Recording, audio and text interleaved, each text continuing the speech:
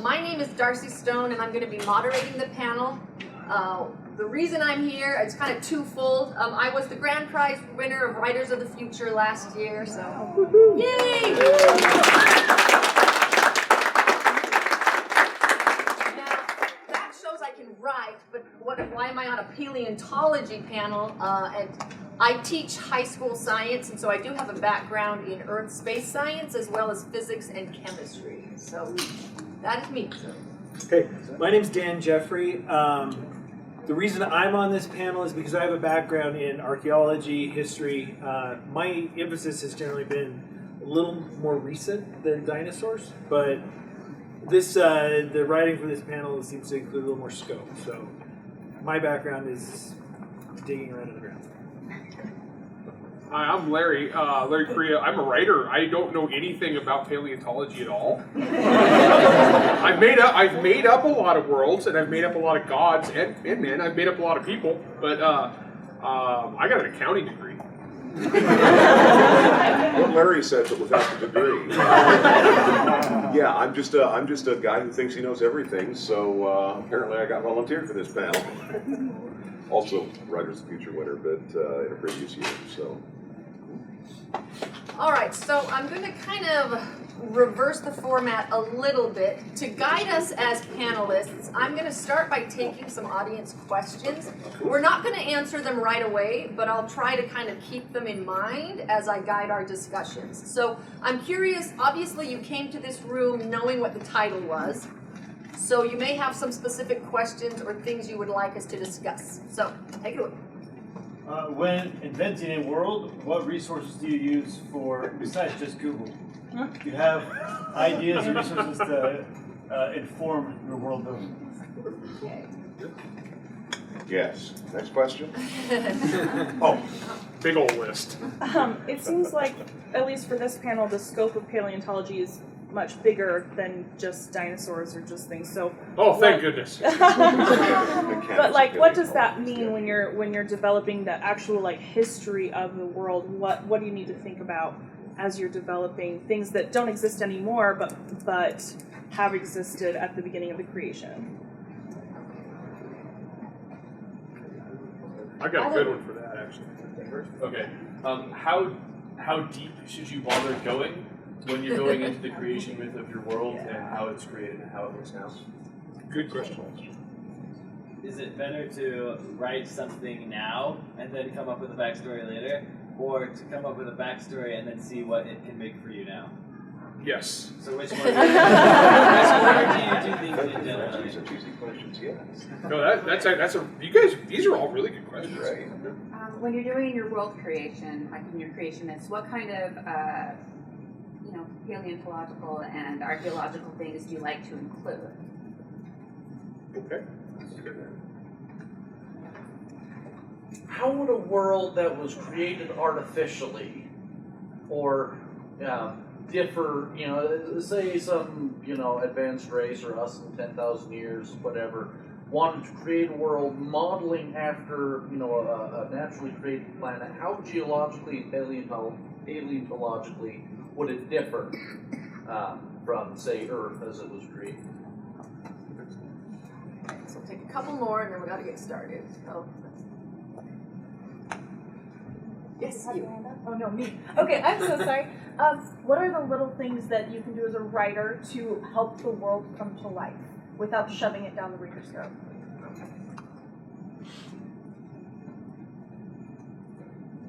When is it best to follow the known rules of the way the universe works, and when do you toss them aside in favor of something more entertaining and fun? Yeah, this is all really good stuff. Don't worry, What other aspects? Yeah, there's stuff for you too, man. This stuff. Larry. I was comforting a fellow panelist. We need come here to listen to him.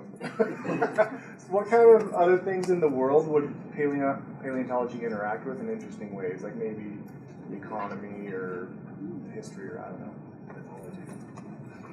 So how do you use real-world paleontology to inform you? All right, so I'm going to kind of start our discussion today by the topic is, world created by gods and men and how you can incorporate that in your world building. So I'm just curious, how could we apply this in both a fantasy setting or like a sci-fi, hard sci-fi setting? Because I can see it apply in both ways. So any thoughts on that? We want to jump in or? Sure.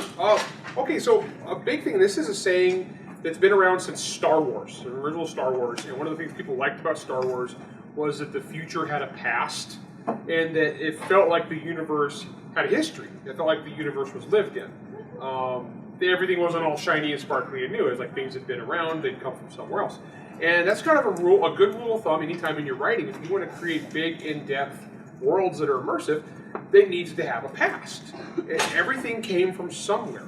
And I think this is kind of a very big view of that. And that could be a very micro view down to individual characters and where they came from and cultures and history.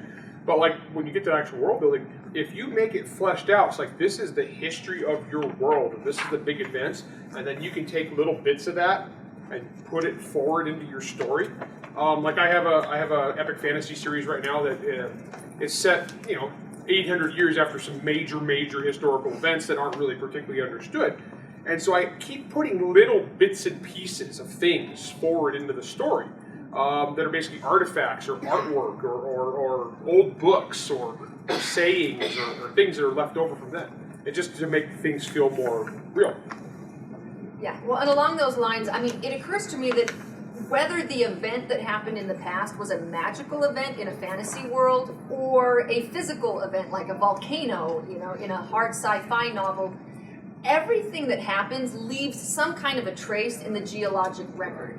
And so that's going to show up in the world you've built. If there were big things happening in the past, you need to think through, well, how is there going to be evidence of that in the rock layers or other physical evidence? That's where archaeology, I think, comes into play. So it's the question, we were talking about differences in fantasy and sci-fi, right? And at the end of the day, there isn't much, in my opinion, because you're telling a story and it matters what happened and when it happened and how it happened. So how much you pull it in, we'll talk about that, I guess, a little bit later. That was one of the other questions. But whether it was a fantastic event or a sci-fi event, it's going to come forward and it's going to be a part of what happens, and how your characters respond to it, how your story is and isn't influenced by that is significantly going to be the part that's the fantasy or the sci-fi part. Yeah, and I want to pick up two threads on that. One is we're talking about physical features of the world. The fact is you have to ask yourself some questions. Is this a geologically active planet? Is it still geologically active? Why or why not? How did these land masses form? And it's not something you need to know. You're never going to tell the audience, the reader. But what you are going to do is have a sense that the place itself has evolved and developed over time. And on the other side of it, I would suggest that don't just give me the relevant bits from the past 300 years. Give me the failures of 1,000 years ago. The societies that vanished but left behind some artifacts, or, because societies come and go in shocking numbers. And they leave stuff behind that we don't always understand. I'll tell you about a book here in a minute. But give it, like Larry was saying, give it that depth, not just of the winners of every prior battle, but some of the losers too. I think to take on the sci-fi and the fantasy just a little bit further, riffing off what he said, if things are still happening, if the things that caused it were a sci-fi cause, if it was aliens creating a world or whatever, and that has continued to have effects, and that is definitely part of the fantasy or the sci-fi origin of the place you're at. Those will be part of the story. Yeah. One thing that comes to mind for me, a lot of you mentioned in the opening questions, like origin myths. So one thing you have to ask yourself is, these origin myths, are they literal or are they only myths? Meaning, is that really how the world was created? In which case your geology should reflect that. Or is it what the people think happened, but it's not true? In which case the geology is going to contradict that, and how are they going to respond to that crisis of faith? In the sci-fi setting, I think it's interesting to look at if a planet was terraformed, but perhaps the people don't know that's what happened. How is that going to show up, you know, in the geology and the fossil record and such? So, yeah. Well, and that's the thing, right? Because some of the stuff I use in fiction is I actually have a recurring world, the Planetary Assessment Corporation universe, where there is a race of unseen, extraordinarily powerful aliens who have a tendency to wipe out planetary ecologies in cataclysmic events, and then recreate entire ecosystems in real time. Whoa, that's exciting. And now the world is fresh, isn't it? Thanks for the assist. You know, so to Darci's point, right, that means that if you go and look at the layers, at the strata, there's going to be a layer here with nothing in it. Not just simple life, but you will go from some level of complexity to absolutely nothing, to then a different type of complexity. See, now that becomes fun, and you can start to play games with that. So if you're doing the created worlds idea, right, terraforming completely screws up a planet, guys. Completely messes it up. And you're going to have geological reference, right? So yeah, I mean, there's so many things you can play with there. They're just interesting. And that leave, right, whether they be mountains, valleys, rivers, they leave debris. So you brought up origin myths, though, and a part of the, you look at, so archaeology is anthropology, right? And as humans, or whatever race that is human-like, because we're not very good at writing things that aren't very much like ourselves. Well, I mean, we try. I do okay. All right, Larry has lots of nice characters. we take an anthrocentric or egocentric, you know, race-centric perspective on things, and you get into different cultures, and the word for their group of people is usually the people, right? It's us, and then there's everybody else. And so as we assess a history that we don't have a story for, because there's this giant bone sticking out of the ground, we have, oh, there was something else that isn't us. It was giants, it was dragons, we make up stories to explain the world around us. And as we've developed technologies and other things, we have more and more refined ways of making up our stories. But at the end of the day, we're trying to take in available information, assess it, and explain the world that we live in some way. And the tools that we have available, whether they're magical tools or they're technological tools, are used by us in order to try and explain and understand the environment around us. And if that's stuff that's left over, there's an empty layer, and we try and say, well, what's this layer? And have a story around that. Or if we see bones sticking out of the ground in some parts of the world that we've been to, then we have to start explaining, why were these ginormous bones found here, and what did they come from? Because clearly they came from something. Okay, so Larry mentioned that in order for your story to have depth, you know, you want your story to have a past. And a few of you asked, like, how deep should you flesh out that past before you write your story?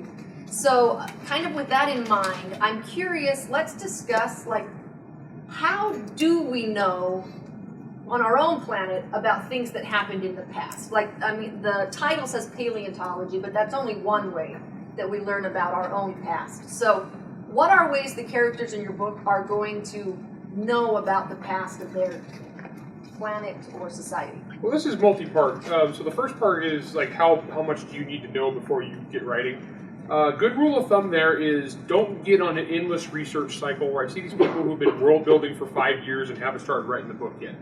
Don't do that. Don't learn enough to get your basic story going and then go write. And then if you need to go research something else during that process, that's fine, go do it. But the main thing is you gotta write. If you're procrastinating the writing, you're ultimately gonna fail on the project. You gotta write.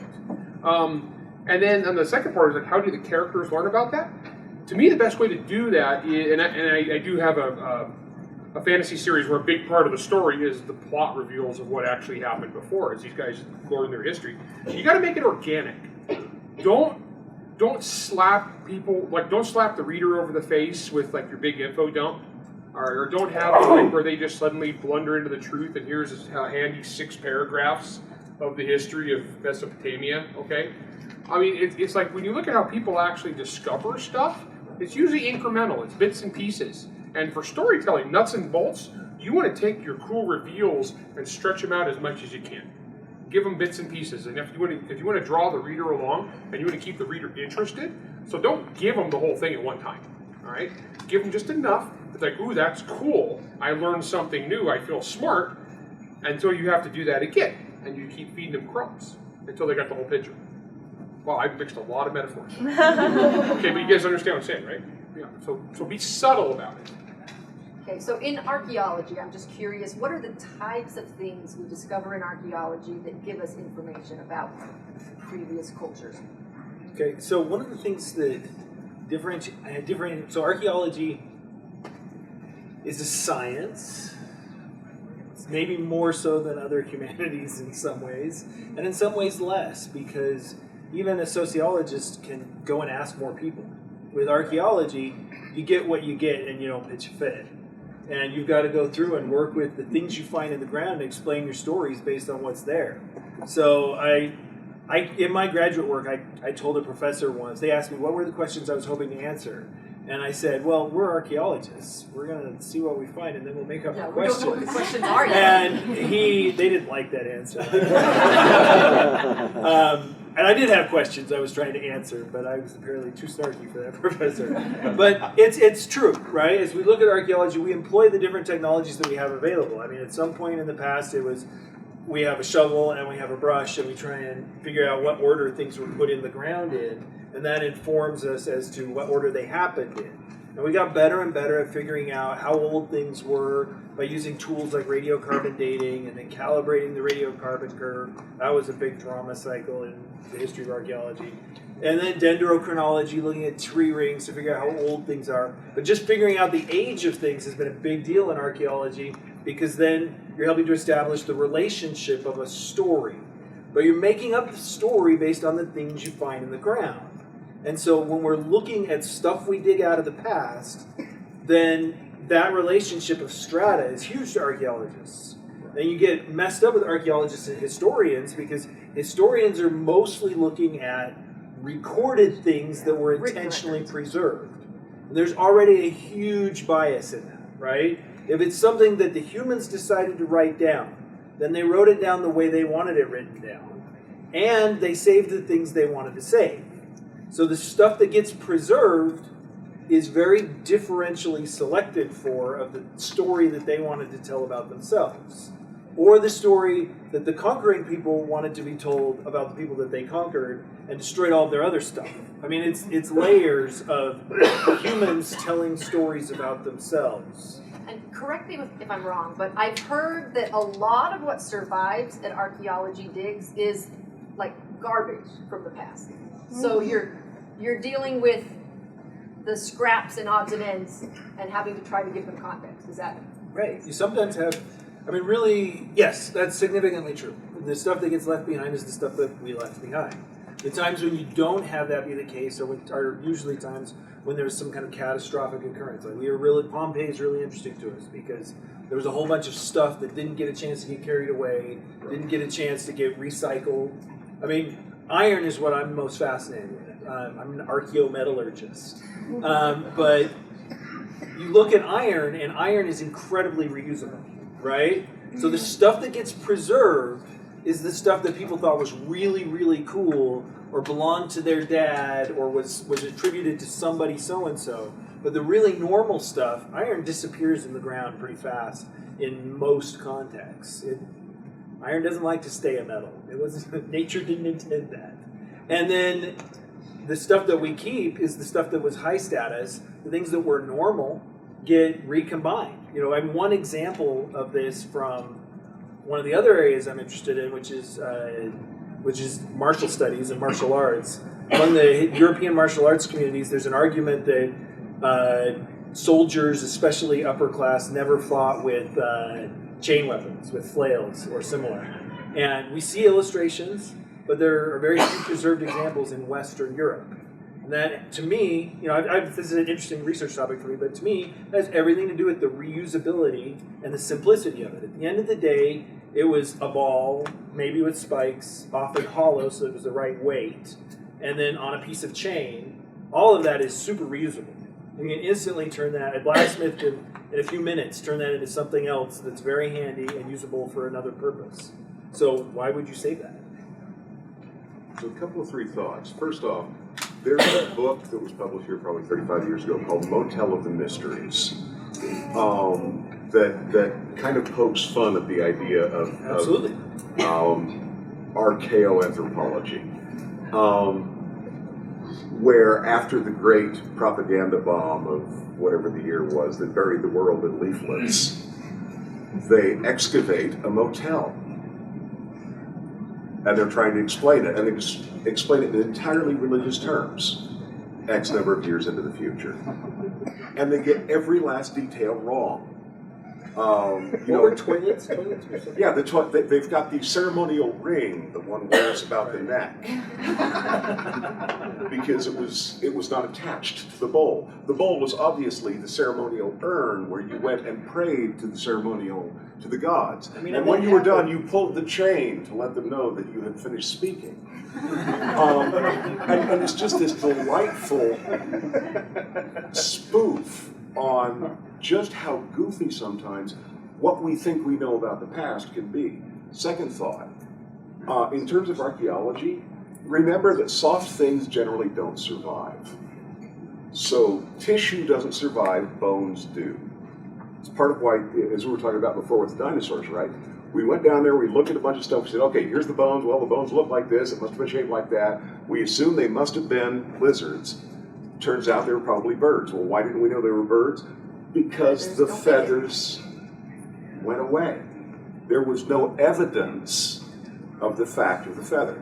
And that's why things like the peat bogs in England are so important, is because we can get fully preserved soft bits. So in terms of creating your world, right, those are opportunities that you have to bring back more ancient lore or more ancient history. But remember that if you're looking physically at the fossil record or at the strata, you're not going to find a whole lot of evidence of soft things. And keep that in mind. And I'm going to put on my science teacher hat for a moment and talk about, on our own planet, some of the ways that we can learn about the past, which if you're going for any kind of a hard sci-fi or even just a well-developed fantasy world, these might be good to know. So obviously one of the big ones is geology. Okay, as you dig down into the earth, you're going to hit different layers of rock. And what they're made out of tells you a lot about the past. So for example, if you have layers of sandstone, that usually means the area was underwater. If you have areas of igneous rock, that means there was volcanic activity. And if you have areas of what's called metamorphic rock, it means that this area used to be very, very deep underground. So those are very old layers that are coming to the surface. Within these layers, you're going to be finding, fossils. As was mentioned before, there are things that make it as fossils and things that don't. So things with hard shells, you're more likely to find fossils of mollusks, clams. Here in Utah, we have trilobites, things that had some kind of a shell. The bones are more likely to survive. If you're not aware of this, it's not the actual bone that survives, it's minerals leach into where the bone used to be and they calcify. So what you're looking at is not actually a bone anymore, meaning if you're going to try to do like some DNA off of it, good luck with that, okay? It's no longer bone, it's now a rock shaped like a bone. But other areas that you can learn about the past, the plants. If you have trees that are very old, going into the layers of the trees can give you a lot of information. It can tell you about the climate in the area. Obviously, you can tell whether there were years, you know, that were favorable to plants or not favorable to plants. So if your world has really old trees, you can get a lot of information by doing what they call tree cores. You don't have to necessarily kill the tree. You can just drill into it and then look at the layers. Those layers can also contain sometimes chemicals that are related to what was happening in the environment.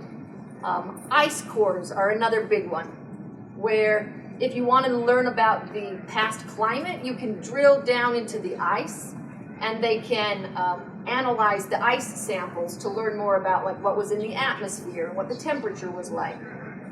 So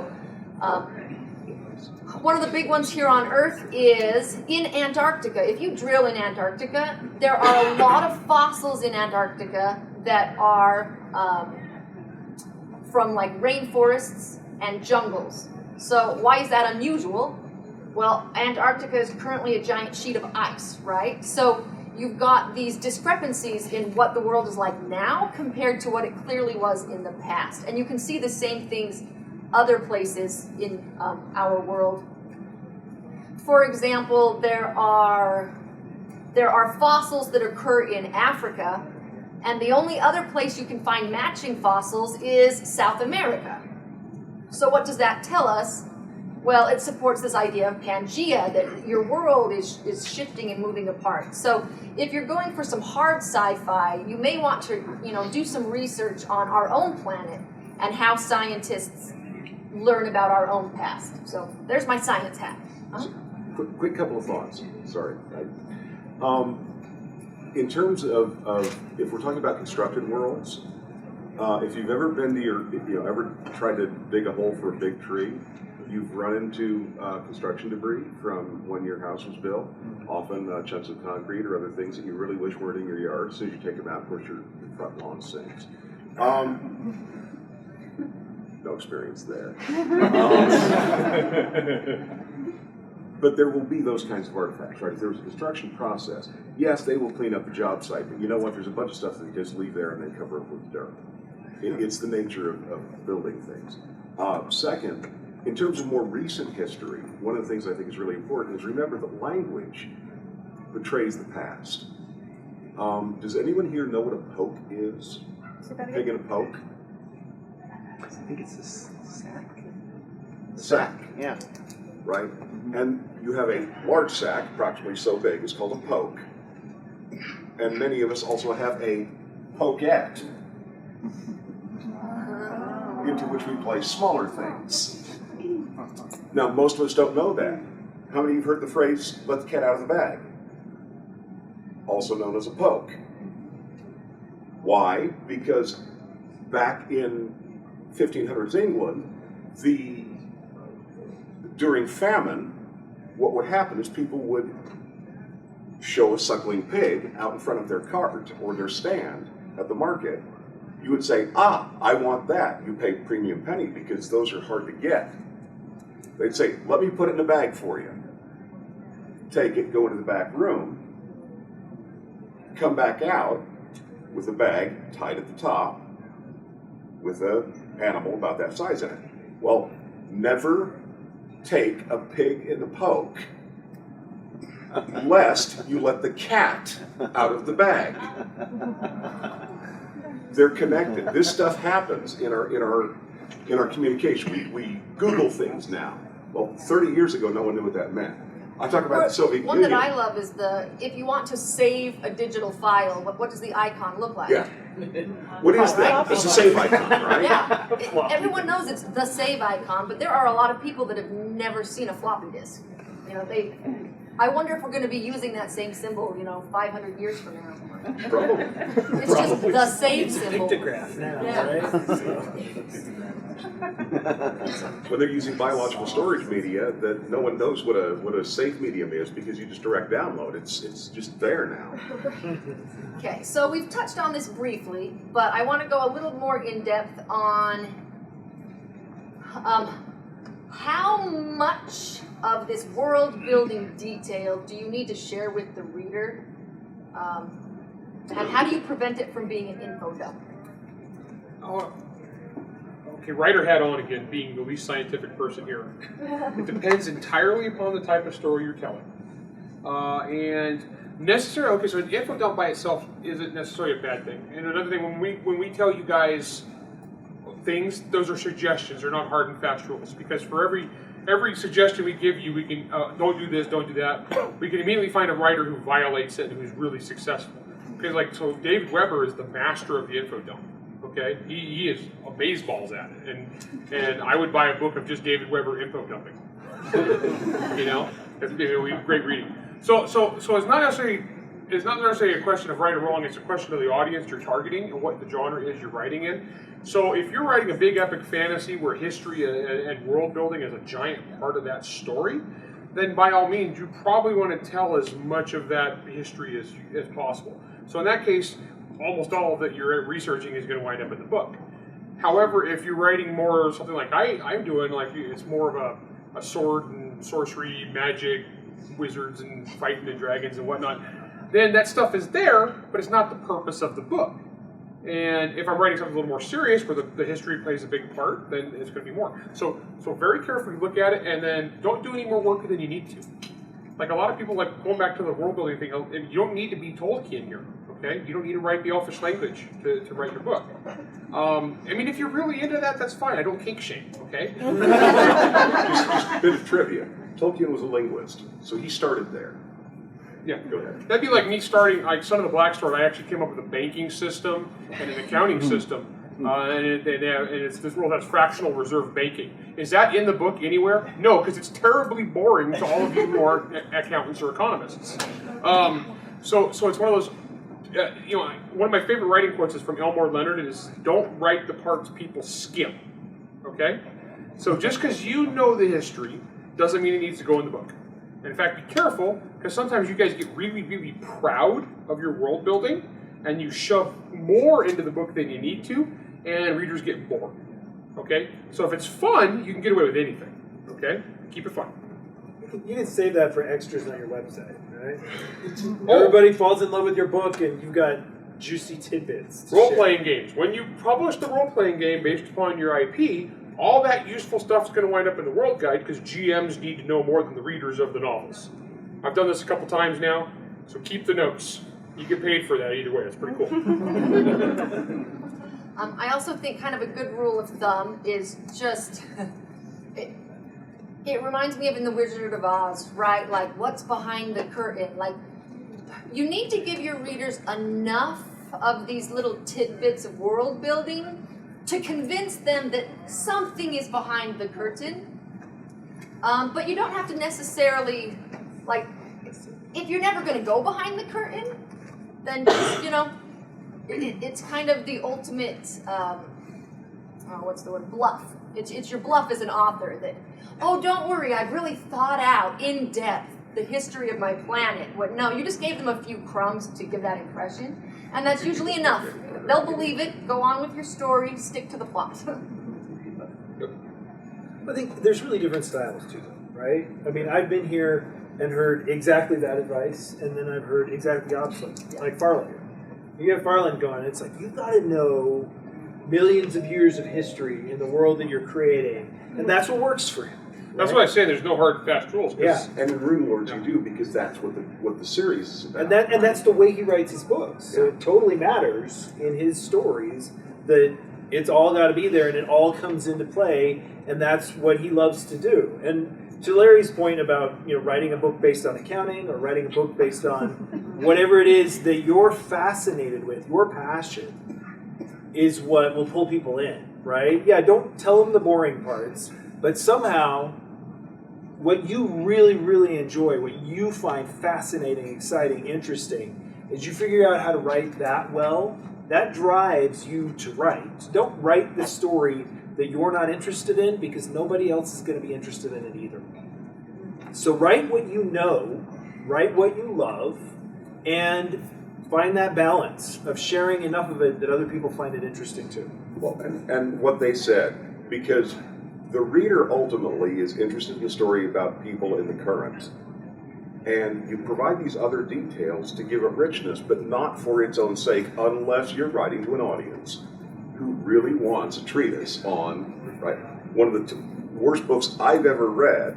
I would call it hard military fantasy, and it was all about troop movements and formations and how they, and it was told in loving detail. I couldn't stomach it, but for somebody who loves that kind of stuff, dude, this is crack. I want more. And that's the thing, know your audience and choose the details necessary to satisfy your audience. Okay, I want to kind of shift gears now into some of the social implications. Several of us have mentioned dinosaurs, and when the first dinosaur bones were discovered on Earth, it was kind of a big deal because no one knew what they were or what they represented, and it went against some of our own creation myths. And there were huge, there was a lot of social fallout from this. So in your novels, I guess the question is, how can their discoveries of the past, like how is that going to interact with a lot of their own creation myths, and how can that build on your plot, if that makes sense? Jump in on that. So one thing that I think is really interesting is I think it's easy for us to think about the world the way we see it, right? We have a global village. It's not, if I want to know something about people who live in a small mountain range in Africa, I can go find out about that. There's probably a documentary. There's at least something on YouTube. But in the past, depending on where your setting is, you're going to have very distinct groups that have experience with their microcosm, with the little area where they've lived. So there may be people who lived in an area where there were bones that they'd come into contact with, where there were remains of this past. To some degree, you get the story of the wise men poking a part of the elephant, right? Somebody has the trunk, somebody's got the tail, somebody's got a leg, and everybody has a different perspective on this history of this world, and each of them may come up with very, very different cosmologies, very, very different histories of what it was like where they lived. Depending on what they've been exposed to, that could be really different than the people who live 100 miles to the east. And by the way, the details don't have to be true, right? The story of finding a dinosaur bone, if you happen to be, say, a Catholic priest finding a dinosaur bone, and you think, oh, there's the evidence of the great dragon, of the serpent, or the giants of the Old Testament. Right? Proof of the giants of the Old Testament. Yeah. Here's something that reinforces my pre-existing belief. And the fact that they're all gone is obviously evidence of the flood. They were wiped out. It's evidence of the flood and of the grace of God. Their failure to meet the will of God. Right. They're gone. That's what's going to happen to you. So we know objectively that's not what a dinosaur bone is. Doesn't matter if that's what the characters believe, and that's what drives their motivations and their actions. Then give us that. Yeah, human beings are absolutely awesome at ignoring evidence that is contrary to what we believe. We're fantastic at it as a species. We are great. So we can see things like there will be things that are thrown out there that everybody buys into them without any critical thought because it fits our preconceived notion. It could be total and complete bullcrap. But we're like, yeah, sure. And even after it gets disproven and it gets shown to you that you're totally wrong, we'll usually pretend it never happened, or we'll double down and find another way to explain it. That's just human nature. And you're right about people, you're right about humans, so keep that in mind. So your characters are all going to have different philosophies too. I mean, if you're writing a book where every one of your characters has the same moral outlook and philosophy, it's going to be a boring book. So you can use stuff like that to introduce tension and debate between your characters.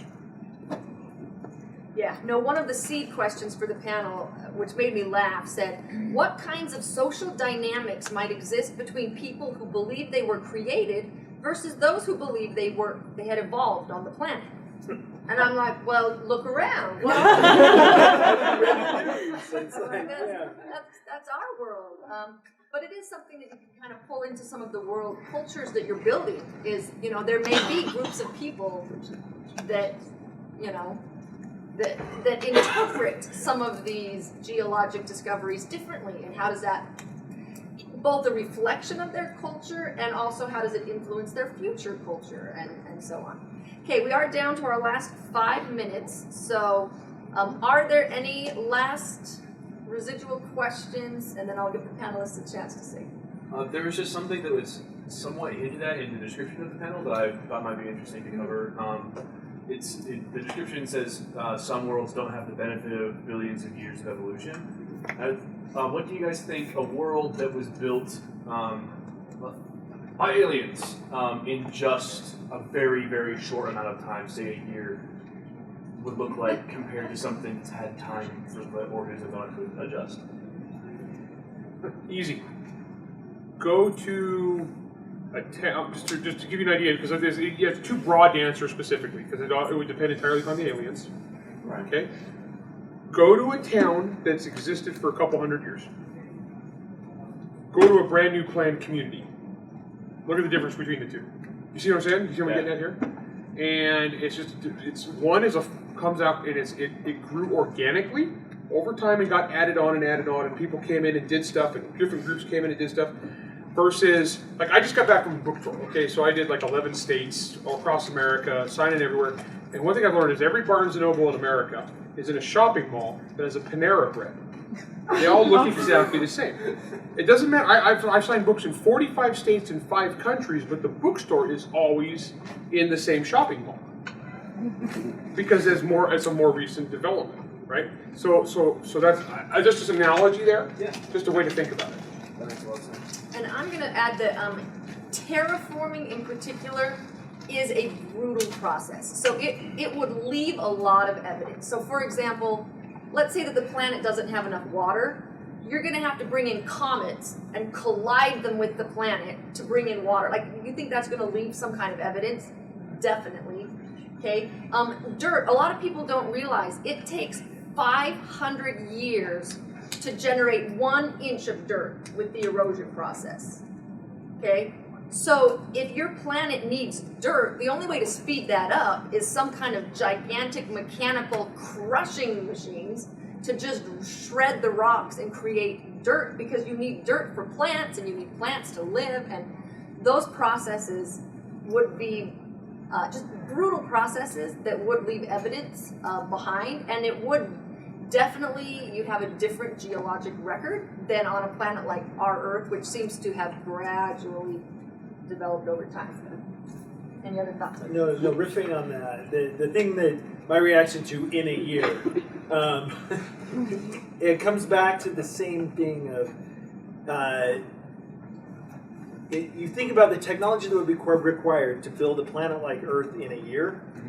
That has massive implications on all the other things they can do. If they've got technology that can build a planet like Earth in a year, right?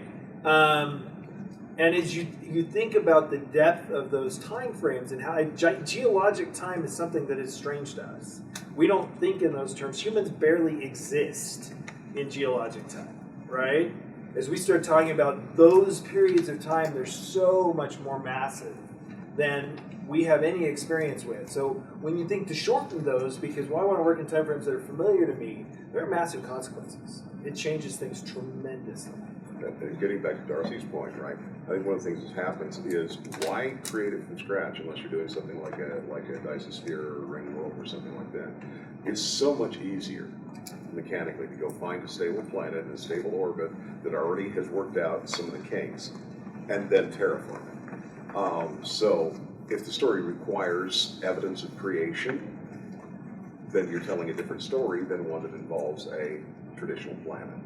Unless you really like the location, it's got a nice view. Yeah. You know, the Logan constructor fleet is coming through. Stars, right? Well, and even minor terraforming, like even if the planet already has life, but you want to make it more Earth-like, that is also interesting in how it's going to affect, like you said, there's going to be a level where it's like, and then everything changes from what was natural to the planet to what was brought in by this new species. Just introduce kudzu and wild boars. Oh. It'll be Alabama tomorrow. What was it? That's how we're going to take care of Mars. But I mean, that is a really, really good point, though, right? Is the effects of a single species and how dramatically just a couple minor changes could destroy what you were trying to create. All right, and we are about out of time, but I'm just curious, if you're creating a planet, is putting Earth-like things like dinosaur bones and things in there, does that have added benefit that just not having there would be? Does that make sense? Like, do they Is it really relevant to the add story? to the function of the Yeah, planet? you know, I think that's important. Is it relative to the story you're telling? Like, it depends. Did your planet have dinosaurs? Yeah. No, I mean, honestly, it depends entirely upon the time of the story you're telling. I do think, I mean, it adds depth and richness, but if it's completely irrelevant to the plot, it may not be necessary.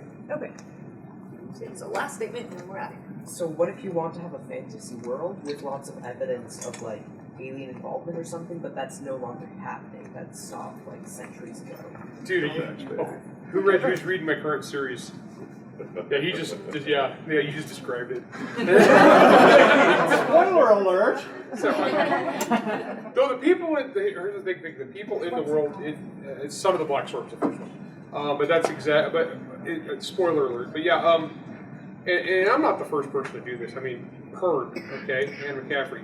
The thing is, keep in mind, it's from some of us weren't happy it didn't turn. Oh no, but I don't care. I do what I want. I'm talking about Heard. Oh.